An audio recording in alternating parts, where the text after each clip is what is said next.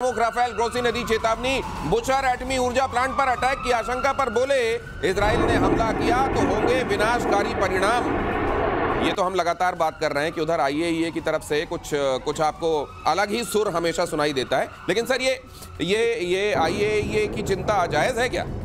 इनका तानपुरा बजता रहता है। वो जो कहते हैं ना तानपुरा बजता रहेगा, वो चलने दीजिए बैकग्राउंड में, उसकी भी जरूरत है। ये हमेशा कहने की कोशिश कर रहे हैं बड़ा गड़बड़ हो जाएगा, बड़ा गड़बड़ हो रहा है। अब उस गड़बड़ को रोकने के लिए अगर हम नेतन्याहू की बात सुनेंगे तो वो कह रहे हैं जब तक नहीं। हाँ, एक बात मैं कहना चाहूंगा साफ साफ कि इन्होंने जो इजराइल अटैक कर रहा है वो इसलिए कर रहा है कि उनकी मिलिट्री कैपेबिलिटी या कैपेसिटी खत्म हो, तो वो उनके लॉन्चर्स पर, उनके साइलोस पर, उनके मिलिट्री इंस्टॉलेशंस पर, उनके साइंटिस्ट पर, उन पर अटैक कर रहा है चुन चुन के।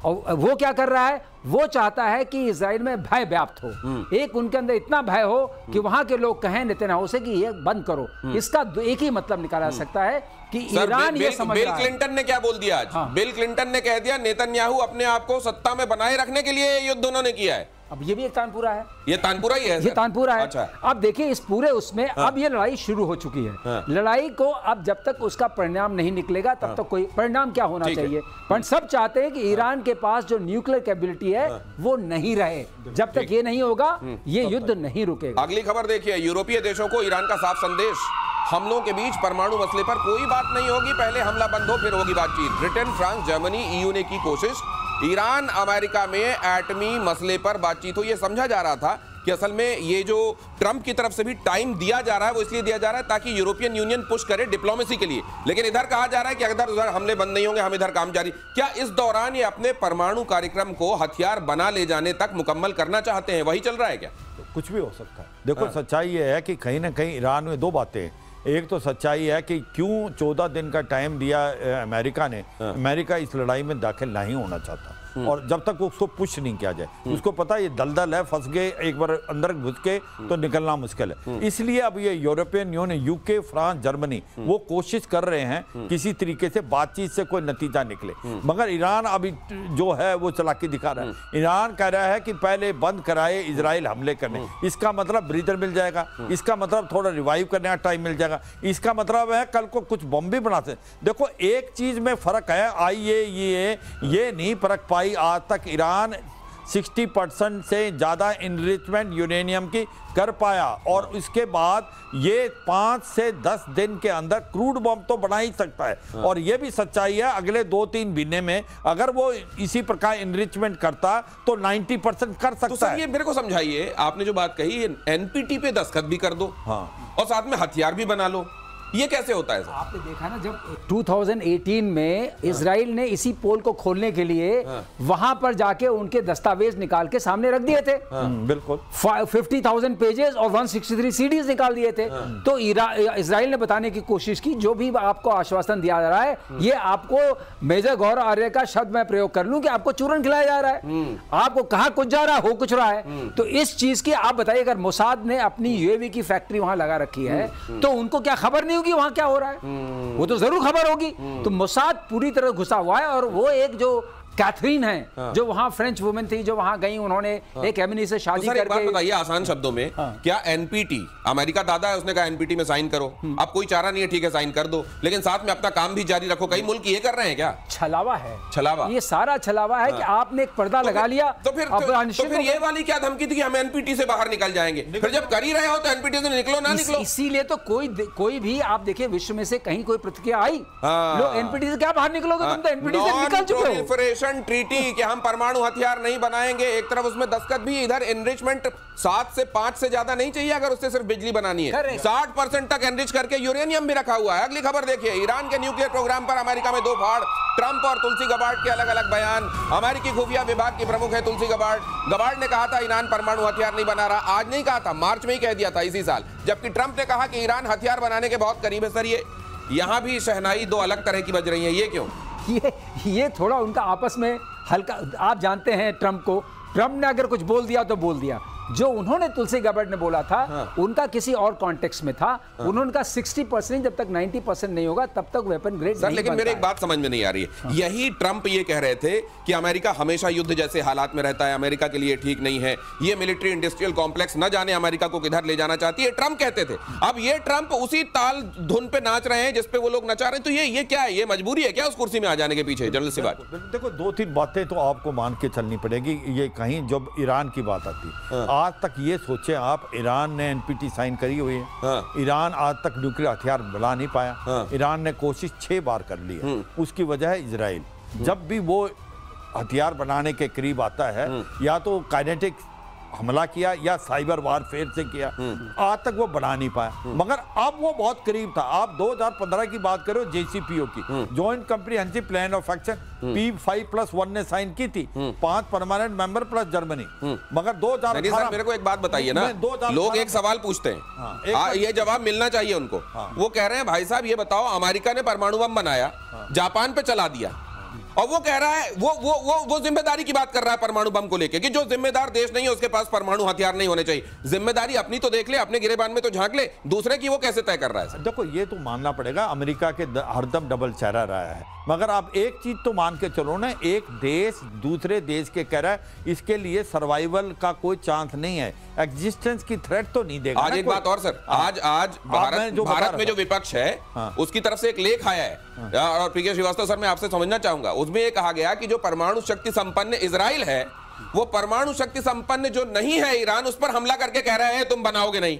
ये वाली बात कैसे समझ में आती है? और ईरान हमारा भी दोस्त रहा है। तो इसको समझने के लिए एक बात समझनी पड़ेगी, ईरान के ऊपर जो पहला वो आक्षेप है कि हिजबुल्ला, हमस और हूती जो 3 टेररिस्ट आउटफिट्स हैं, उनको वो नर्चर करता है, उनको वेपन सप्लाई करता है, उनको वो सपोर्ट करता है और उनको वो पूरा ट्रेनिंग देता है। ये है कि नहीं है?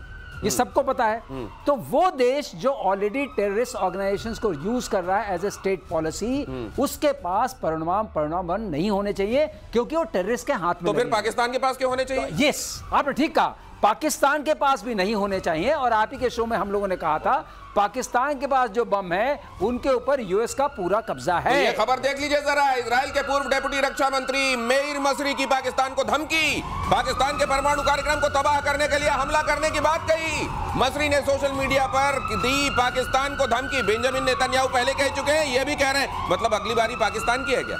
बिल्कुल। देखो, मैं एक चीज बताऊं दिनेश, इसमें एक चीज समझनी चाहिए, बार बार यही बात आ रही है कि जब इजराइल न्यूक्लियर हथियार बना सकता है तो ईरान क्यों नहीं बना सकता? क्योंकि इजराइल ने कभी कहा कि ईरान एग्जिस्ट नहीं कर सकता, मगर ईरान ये कहता है कि वो इजराइल को मानते नहीं, they have no reason to survive. इसका मतलब तो ईरान कहता है कि इजराइल उधर 2 स्टेट सॉल्यूशन को क्यों नहीं मानता? बिल्कुल नहीं, वो आगे आप थोड़ा एक इसको सुन लो, फिर आपको एक थोड़ा समझ आए। इजराइल एक बहुत छोटा सा देश है, ईरान एक बहुत बड़ा देश है। अगर दोनों के पास न्यूक्लियर हथियार हैं, और तो डरता है ईरान से इजराइल, क्योंकि अगर इजराइल न्यूक्लियर हथियार डाल भी देगा ईरान पे एक, तो ईरान पलटवार करेगा, सेकंड स्ट्राइक कैपेबिलिटी है। और वो छोटा मुल्क है, उसके पास बचेगा नहीं, उसके पास नहीं, अच्छा। उसके पास सेकंड स्ट्राइक कैपेबिलिटी नहीं है। अगर ईरान ने एक न्यूक्लियर हथियार भी इजराइल पे कर दिया, इजराइल तो खत्म है, तो उसके बाद तो उसका एग्जिस्टेंस नहीं। इसलिए इजराइल कहता है कि हम कभी भी न्यूक्लियर हथियार ईरान को नहीं बनाने देंगे। पाकिस्तान चिंता कर रहा है इन दिनों, पाकिस्तान चिंतित है, जायज चिंतित है क्या? बिल्कुल चिंतित है। और पाकिस्तान, देखिए ऐसा है, पाकिस्तान तो अपने को हर चीज से हाइफनेट करता है। अब उसने चिंता करना शुरू कर दिया, कोई बातचीत नहीं हो रही है। लंच खा के आया, बोला हम चिंता कर रहे हैं, ये वाली बात तो हो गई अलग थलग। लेकिन जो उसमें बात उठती है कि इजराइल जो है क्यों इतना चिंता करता है, आपने बहुत अच्छा सवाल पूछा कि अगर उसके पास परमाणु बम हो सकता है तो इसके पास क्यों नहीं हो सकता? क्योंकि ये ईरानी सोच आपको पता है, ईरानी फिलोसफर्स है जितने जो लोग लिखते हैं, उनका ये सोचना है कि यहूदीज उनका कोई देश नहीं है, वो हर देश में बिखर के रहते हैं। ये उनकी सोच है। मैं एक डॉक्टरेट जो है, एक फिलोसफर, उनसे बात कर रहा था, तो उन्होंने बोला कि यहूदी उसमें लिखा है, उनके टोरा में लिखा है कि there should be no country where यहूदीज लिव। तो उन कंट्री उनको डिसअलाउड है। जो जर्मनी में थे उनके साथ होलोकॉस्ट हुआ, हाँ, राइट। उसके बाद उन्होंने यहाँ पर अपना जमीन ढूंढी है, बनाई है, उसका हुआ है, अब उसको लूज नहीं करना चाहते, उनके लिए एग्जिस्टेंशियल क्राइसिस। ठीक है, अगली खबर देख लीजिए। इजराइल ईरान जंग पर ट्रंप का बयान आया। ट्रंप ने कहा इजराइल को जंग रोकने के लिए नहीं कहूंगा, इजराइल का हमला रोकना बहुत मुश्किल।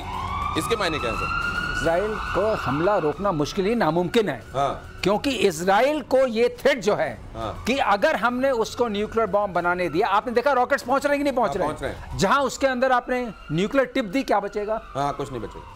तो इसलिए इजराइल मरते दम तक ईरान की इस कैपेबिलिटी को खत्म करेगा। उसने कैपेबिलिटी खत्म करने की बात की है, देश खत्म करने की बात नहीं की है।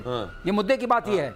लेकिन ईरान क्या कहता है? इजराइल को एग्जिस्टेंस का हक नहीं है, वो फिलिस्तीनियंस का है।